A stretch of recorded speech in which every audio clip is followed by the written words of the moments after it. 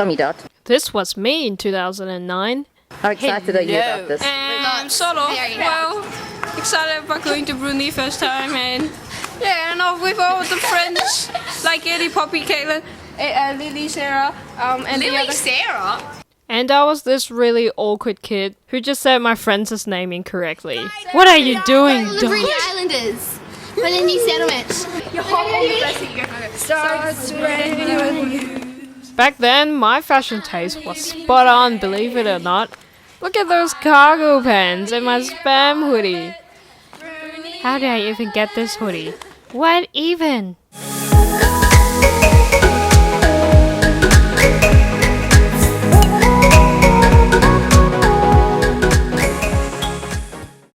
About a month ago, I finally got to tidy up my room and oh my gosh, I'm so OCD about it. But something very interesting actually popped up. I found two things in particular, and one was the video that you just saw. It was me in 2009. We were going on a Brunei Island trip as a whole boarding house in Hobart, Tasmania. Where is Tasmania, you ask? Well, it is one of the 8 states in Australia, and that little island just right below that huge continent of Australia, well, that's one of the states, and that's Tasmania.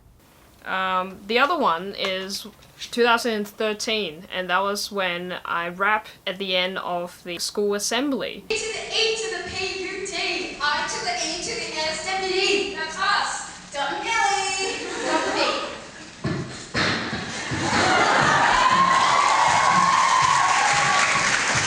Quite interesting to see the two of myself from 2009 and 2013 and how I was this awkward little Asian girl and to this person who can actually rap. So I went to Australia when I was 11, and during that time, like as a typical kid, you would be like, oh my gosh, I'm going overseas and it's gonna be so much fun because I get to meet all these new friends and I get to go to overseas for more than a few days and it's gonna be an epic trip. Well, that didn't actually happen. Like, I literally thought, oh, this is gonna be heaven, but actually hit me pretty hard. It didn't start out to be the trip that I thought I would enjoy as much. Truth be told, I actually had to start everything again, but this time without my parents. See, making friends was hard because there's something called English in the way. Think about it, when you have no parents around and you have no friends and your English sucks, that's pretty much 3 things that an 11-year-old doesn't want to experience. No parents plus English plus no friends equals to homesick. And homesick took over my first year in Australia quite harshly. Every time when I wanted to talk to someone, because my English was really bad, I got to a point where from the moment I opened my mouth, they actually stopped listening to me because what I say either didn't make sense or it wasn't interesting. And I mean, all of those combined, that was a nightmare. I've been in a situation where no one wanted to be my school partner for a certain school project because of my English level at that time. It was so bad that they believe I'm gonna give them a really bad grade. I've got classmates who also use code words to talk to their friends to make sure I don't get into the same sports team as they do.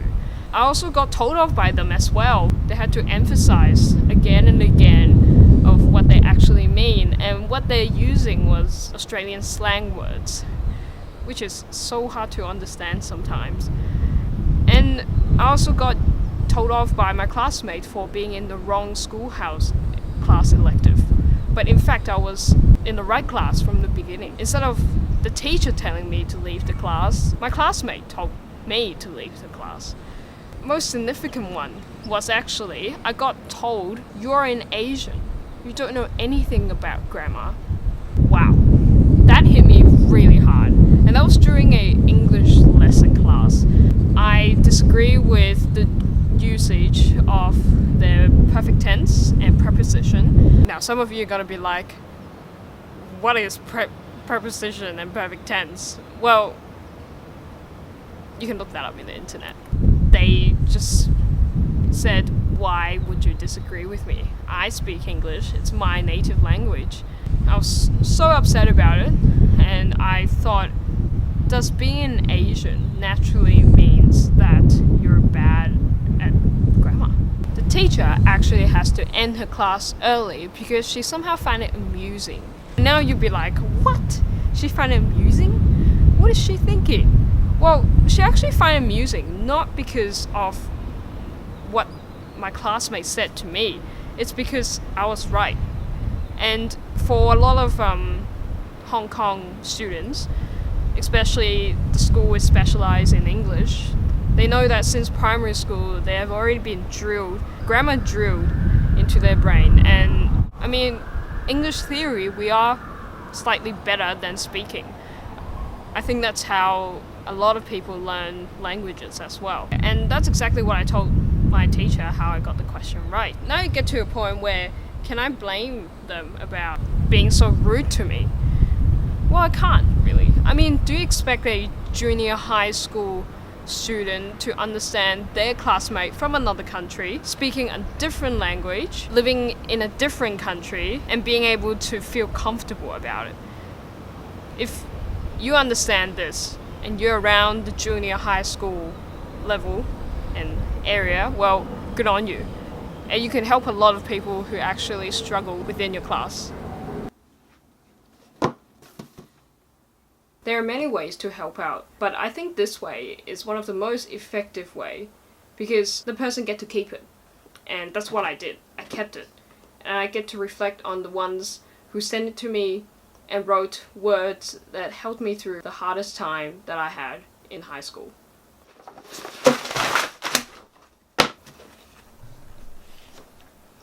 Now, you can call me old-fashioned or anything, but I think this is one of the best way because each of these individuals helped me to celebrate all my special days, ranging from even birthdays, and also exams, and also let me see, and also graduation. The point is, these meant something to the receiver, and it surely did to me. It is as simple as putting this into the bin. Oh, first try! If you think that writing letters or cards is a waste of paper, well, do it however you want. It doesn't matter how you do it. At least, I think it's one of the good ways to start. That being said, for those who are struggling, you can't expect everyone to make the first move for you constantly. You have to put in the effort as well. You have to learn their language, you have to learn their culture, and it doesn't matter if the process was embarrassing or it makes you look dumb. You have to put in the effort. I didn't do that once, and that's because I was too scared. I was too scared to talk to her, ask her, and instead I said yes to everything she said.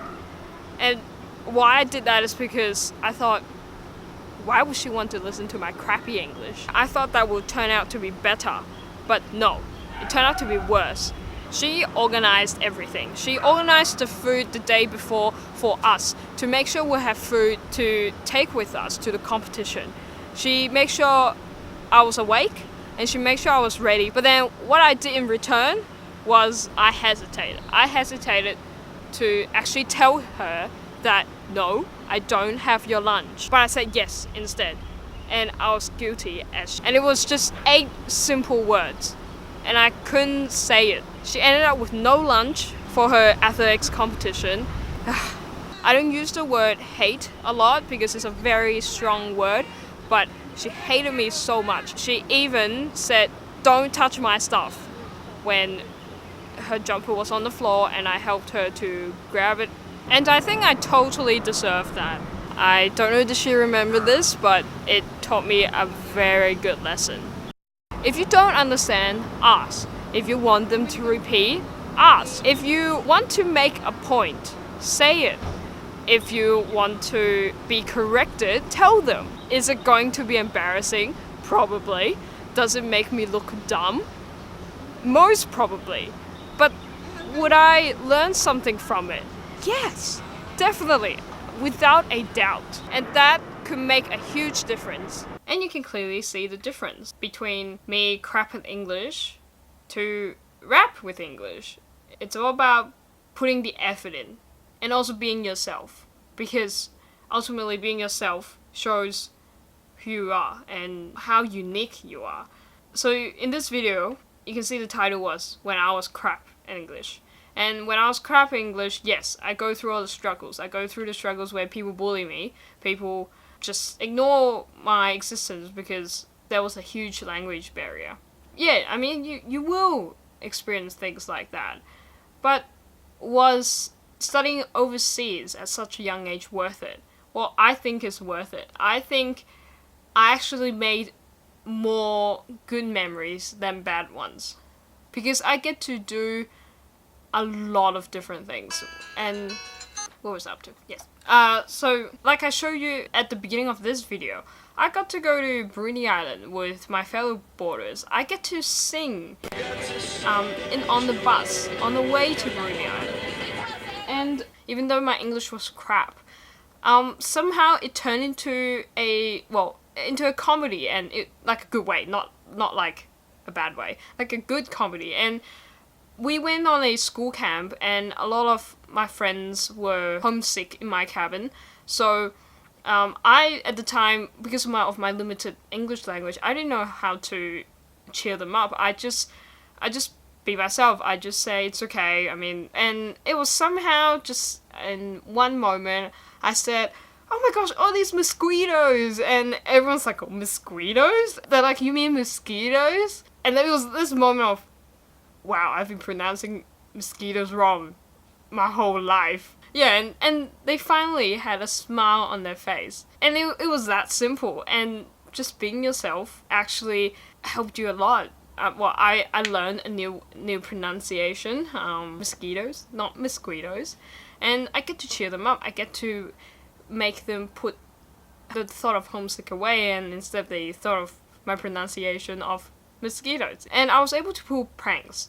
Because I lived in a boarding house, there were a lot of people living together, and yeah, you get along with people, and then they just pull pranks on you. And I've been pranked, and I've pulled pranks on others, and it's so much fun. I got to a point where my room was upside down, like everything in my room was upside down. I get to dance with my friends with an Xbox Kinect, and I learned pretty good dance move through that. And I get to go on a water taxi. I get to finally wear a dress, which I seriously don't prefer normally, but I get to try to wear a dress.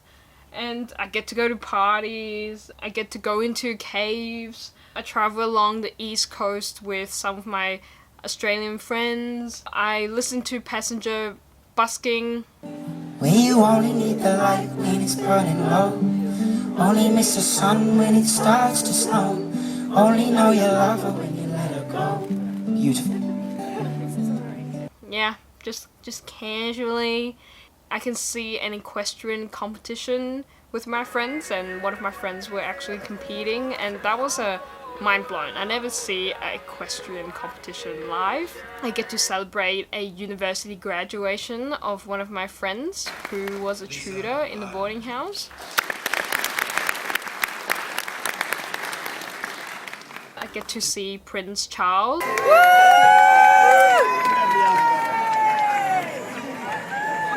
And yeah, just casually again. Witness my school teachers doing sports in the school assembly, and do a boarding house Harlem Shake. I thought that was a huge highlight.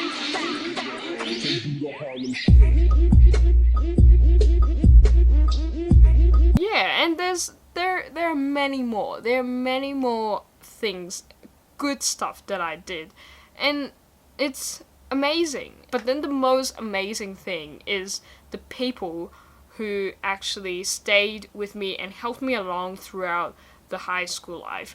And they are the ones that I have to thank you the most, and who'd never given up on me, even from the moment I was crap at English till the point where I rap with English. And that I never forget their kindness and their effort in helping me out through my struggles.